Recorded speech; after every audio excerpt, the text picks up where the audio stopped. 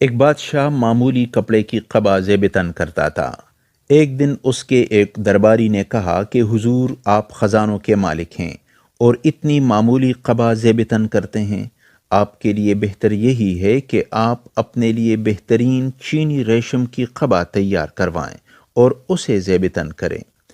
اس بادشاہ نے، جو کہ نہایت عاقل اور عادل تھا، اس نے کہا کہ میرے دل میں بھی یہ خواہش ہے کہ میں اپنے لیے ایک بہترین قبا تیار کرواؤں، مگر کیا کروں کہ یہ خزانہ میرا اپنا نہیں ہے بلکہ رعایا کا ہے اور یہ ملک ان کی ملکیت ہے۔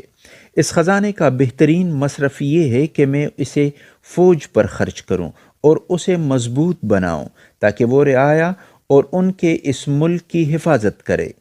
بادشاہ دہقان سے مالیہ یعنی ٹیکس اس لیے وصول نہیں کرتا کہ اسے ظالموں کے شر سے محفوظ رکھے، بلکہ اگر کسی